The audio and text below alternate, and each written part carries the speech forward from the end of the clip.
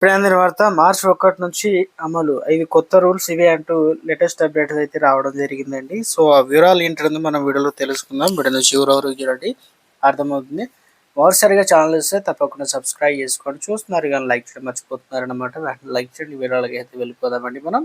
ప్రతి నెల మాదిరిగానే మార్చి 1 నుంచి కొత్త రూల్స్ అనేది అమల్లోకి రానున్నాయన్నమాట. వంట గ్యాస్ ఆర్థిక విషయాల్లో మార్పులు చోటు చేసుకున్నాయి. సాధారణ ప్రజలు దినచర్య బడ్జెట్ను ప్రత్యక్షంగా ప్రభావితం చేసే అవకాశం అయితే ఉందంటున్నారు.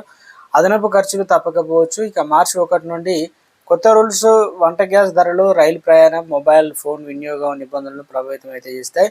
మొదటి మార్పు అంటే ముఖ్యంగా మార్చి 1 నుంచి అత్యంత ముఖ్యమైన మార్పు వంట గ్యాస్ సిలిండర్ ధరలకు సంబంధించినది. చమురు మార్కెటింగ్ కంపెనీలు ప్రతి నెల కూడా మొదటి తేదీన గృహ వాణిజ్యం ఎల్పిజి సిలిండర్లకు కొత్త ధరలు అయితే విడుదల చేస్తాయి. కొత్త రేట్లు మార్చి 1 ఉదయంలా ప్రకటిస్తారనమాట. గ్యాస్ సిలిండర్లు పెరగవచ్చు లేదా తగ్గవచ్చు లేదా స్థిరంగా ఉండే అవకాశం అయితే ఉంటుంది. అంతర్జాతీయంగా ముడి చమురు ధరలు పెరిగే లేదా సబ్సిడీ మారితే గ్యాస్ సిలిండర్ మరింత ఖరీదైనదిగా మారవచ్చు. ఇది గృహాల ఏదైతే నెలవారీ బడ్జెట్ పైన ప్రభావం చూపుతుంది.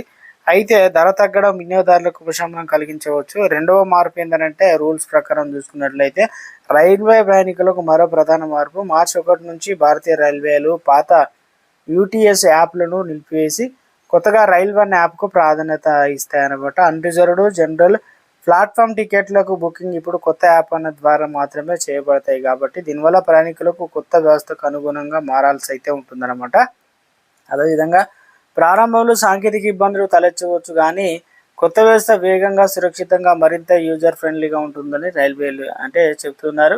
ఈ కొత్త యాప్ ద్వారా టికెట్ బుక్ చేసుకునేటప్పుడు మీరు గణనీయమైనటువంటి తగ్గింపులు కూడా పొందుతారు.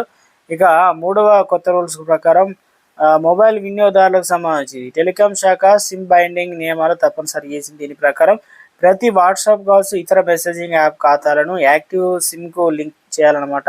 అంటే మీ ఖాతా క్రియేట్ చేయడానికి ఉపయోగించే సిమ్ కార్డ్ నెంబర్ను మీ మొబైల్లో అయితే ఉండాలి. అదనంగా వెబ్ లేదా డెస్క్టాప్ లాగిన్ కోసం 6 గంటల లోపు ఆటోమేటిక్గా ఆటో లాగౌట్ నియమం అయితే అమలు అవుతుందన్నమాట.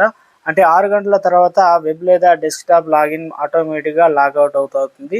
ఇది నకిలీ నంబర్లు, సైబర్ నేరాలు అరికట్టడానికి సహాయపడుతుందన్నమాట.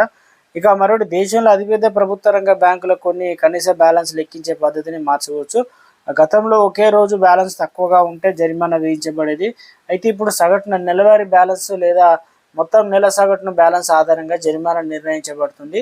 ఇది కస్టమర్లకు కొంత ఉపశమనం కలిగించవచ్చు. కాబట్టి నెలలో కొన్ని రోజులు బ్యాలెన్స్ తక్కువగా ఉన్నప్పటికీ మిగిలిన రోజులకు తగినంత బ్యాలెన్స్ మెయింటైన్ చేయడం వల్ల జరిమానా అయితే నివారించుకోవచ్చు అని చెప్పేసి మనకు కొత్త రూల్స్, కొత్త అప్డేట్స్ అయితే తీసుకురావడం అయితే జరిగిందండి.